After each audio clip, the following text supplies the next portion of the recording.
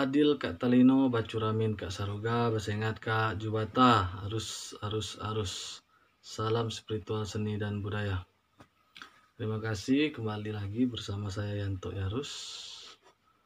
Di sini saya akan membuat konten seperti biasa, edukasi, berbagi informasi kepada saudara-saudaraku yang di luar sana.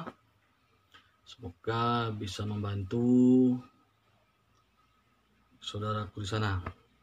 Sebelum kita lanjutkan, tidak lupa kita mengucap syukur kepada Tuhan atas kebaikan beliaulah kita hari ini masih sehat sampai saat ini. Dan kita wajib bersyukur atas berkat rezeki yang diberikan Tuhan kepada kita. Jangan pernah mengeluh, selalu syukuri apapun yang kita terima. Tidak peduli itu besar atau kecil, itulah rezeki yang kita dapat. Yang utama rezeki itu harus kita cari dengan yang halal ya, supaya menjadi berkat dalam tubuh kita. Nah, kita untuk syukur atas kesehatan yang kita terima sekarang, karena yang utama itu memang sehat. Karena kalau tubuh kita sehat, kita bisa beraktivitas, bisa mencari rezeki di luar sana. Di sini saya juga ingin menyampaikan bahwa saya membuka praktek pengobatan non medis, pembersihan tempat usaha, rumah, pelaris, pagar gaib, dan lain-lain. Area saya di Pontianak, Kalimantan Barat. Nomor WA saya ada di bawah sini dan ada juga di deskripsi video saya ya. Silakan hubungi. Selagi saya tidak sibuk akan saya balas. Kalau saya sibuk, walaupun saya sibuk tetap akan saya balas, tapi mungkin agak lama ya. Karena saya juga bekerja seperti biasa, seperti manusia biasa. Jadi ada waktu-waktu saya bekerja, mungkin pulang bekerja baru saya bisa membalas. Nah, di sini juga saya informasikan kepada spiritual luar ya, yang punya kelebihan. Jangan saling mengganggu, saling mencoba. Berapa kamu kirim saya, coba saya. Orang berkonten YouTube itu bukan berarti orang itu hebat berilmu. Kayak saya ini anak bawang, ngapain dicoba-coba? Coba-coba yang lain. Ya, saya di sini tidak pernah mengganggu orang. Saya hanya membagikan apa yang saya tahu, berbagi kepada saudara-saudara di luar sana. Ingat, apa yang kau tabur, itu yang kau tuai. Saya pun tidak pernah mengganggu orang. Saya hanya berdoa bagi mencoba-coba saya, kembalilah kepadamu. Apa yang kamu kirim, kembali kepada kamu. Ya, itulah apa yang kau tabur, itu yang kau tuai. Puji Tuhan, hari ini saya masih sehat. Dan saya pun di sini mendoakan senior spiritual kita, Ki Joko Bodo, yang saya lihat di berita beliau lagi sakit. Di luar sakitnya itu apa, medis atau non medis, saya tidak berani berkomentar di sini, takut salah ya. Hanya pribadi saya yang tahu. Dengan ini saya hanya mendoakan semoga beliau cepat sembuh, bisa beraktivitas kembali ya. Oke, di sini saya lanjut kembali. Di sini saya berbagi edukasi tentang benda yang dihuni makhluk halus. ya. Benda yang dihuni makhluk halus. Saya membagikan apa yang saya ketahui ya, saya tidak menambah, tidak mengurang. Jadi sesuai pengalaman saya, akan saya bagikan kepada teman-teman di luar sana dan saudara-saudaraku. Semoga bermanfaat ya.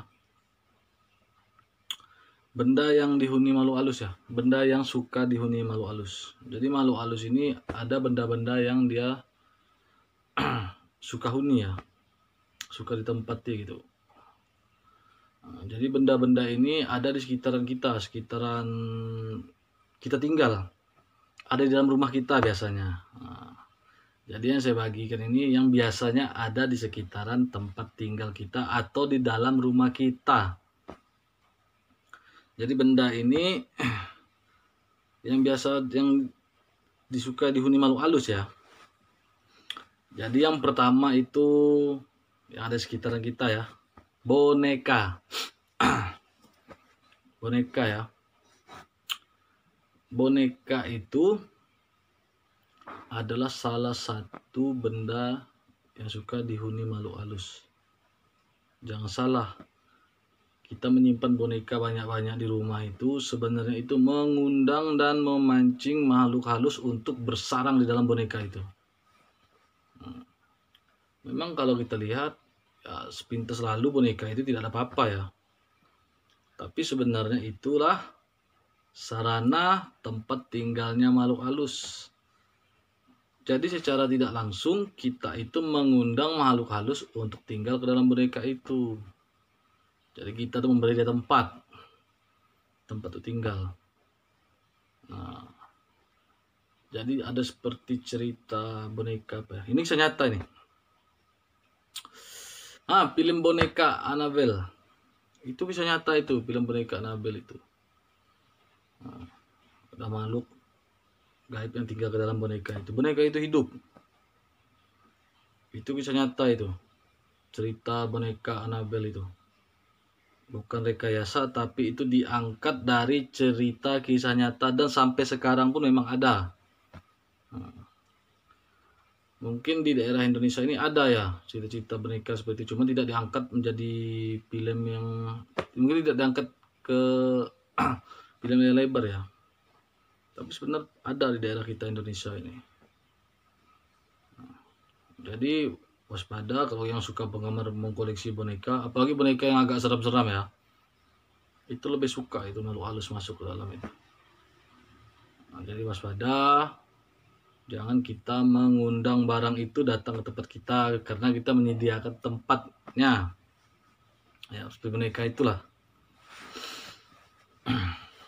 Jadi kalau yang kedua, lukisan. Nah, bagi yang penggemar lukisan, waspada. Lukisan itu juga bisa menjadi tempat hunian makhluk halus. Nah, kalau kita banyak majang lukisan di rumah, apalagi lukisan itu yang berpotensi yang agak horor ya, itu makin suka dia masuk ke dalam lukisan itu. Dia tinggal di dalam lukisan. Makanya orang bilang ada lukisan yang matanya bergerak. Kita lihat kayak ngikut kita ya. Itu benar itu. Bahwa ada barang gaib yang tinggal ke dalam lukisan itu. Jadi seolah-olah itu dia seperti bergerak mengikuti kita kemanapun kita melangkah. Jadi seolah-olah itu lukisan itu kayaknya hidup ya. Kita ke sana dia lihat, kita ke sini dia lihat. Itu benar itu. Jangan jauh-jauh lah seperti itu lukisan Nyi Roro Kidul itu. Nah, itu lukisannya hidup. Percaya tidak percaya ada energi di dalam lukisan Nyi Roro Kidul itu. Setiap orang melukis Nyi Roro Kidul, melukis lukisan yang berwujud dia, lukisan itu akan hidup dan berenergi. Nah, jadi jangan tidak percaya hal itu ada. Jadi bagi yang suka mengoleksi lukisan, waspada. Itu menjadi sarana untuk tinggalnya makhluk halus tadi ya. Yang berikutnya patung. Nah, bagi yang suka mengoleksi patung-patung di rumah, itu juga jadi sarana untuk memancing makhluk halus tinggal ke dalam patung itu. Nah, jadi kita jangan boleh mengoleksi patung, mungkin jangan terlalu banyak ya. Jadi kalau banyak kita mengoleksi patung-patung di rumah itu, berarti kita memancing, mengundang makhluk halus untuk menempatinya. Nah, kalau yang mempunyai jiwa spiritual sih tidak masalah. Mau banyak-banyak patung, banyak boneka, banyak lukisan tidak masalah. Karena memang dasarnya orang spiritual itu berkawan dengan yang gaib-gaib. Nah, bagi yang orang-orang awam yang tidak mengerti, nah, janganlah terlalu banyak menyimpan patung di rumah. Kalau sekedar 1-2 sih tidak apa-apa. Mungkin kalau terlalu banyak itu memancing makhluk halus itu untuk menempatinya. Jadi yang berikutnya foto.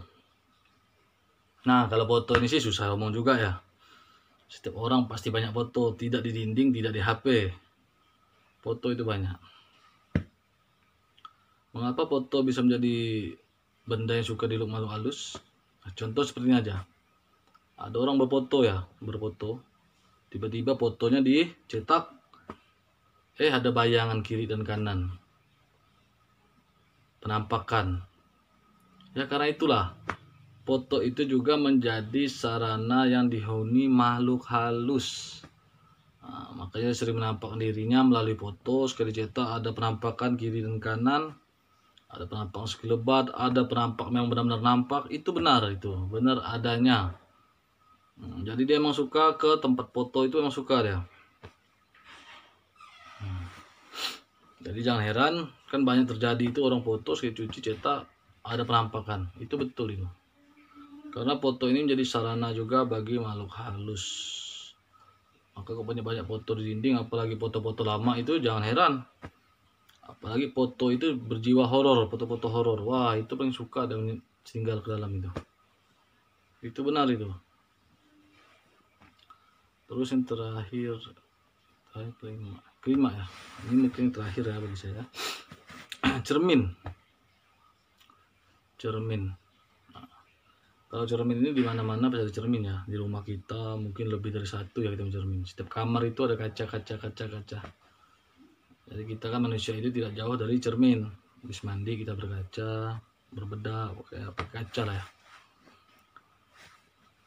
Kalau cermin ini mungkin pernah mengalami ya, kita berkaca rasanya ada sesuatu yang nampak di kaca itu.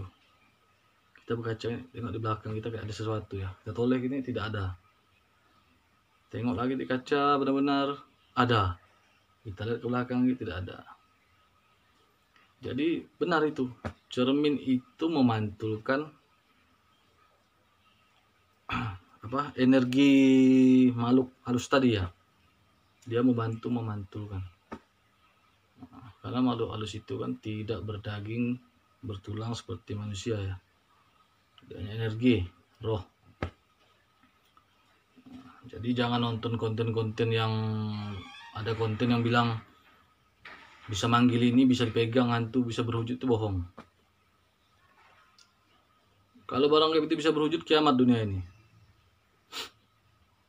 Mengapa barang gaib itu tinggal ke boneka, lukisan patungnya? Karena dia itu energi, dia tidak bertubuh. Maka dia mencari tempat-tempat itu.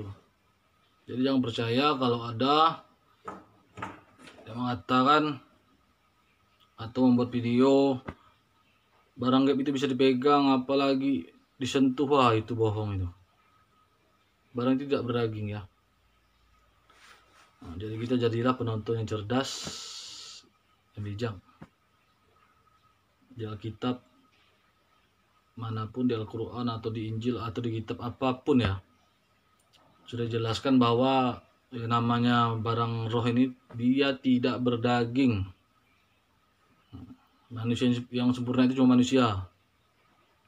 Yang berdaging, bertulang, bertubuh, berdarah itu cuma manusia.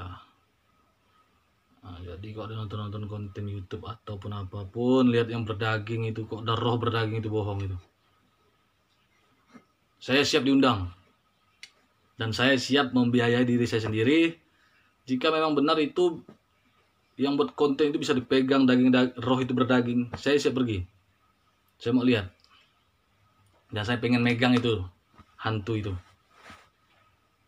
Oh, benar berdaging ya. Jadi saya sebagai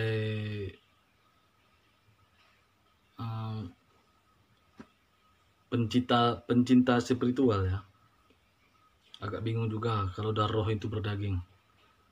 Mungkin saya ini memang anak bawang atau ilmu saya rendah, saya tidak tahu lah ya. Tapi bagi saya lucu aja kalau roh itu berdaging, bisa pegang, bisa centil, bisa dipanggil datang kan. Kitek kitek kitek kata itu tuh, keluar dari sungai, keluar dari hutan berdaging lagi bisa sentuh. Itu lucu bagi saya. Mungkin lah keilmuan saya rendah, memang saya ini memang rendah. Soalnya saya masih muda, atau orang itu anak bawang. Tapi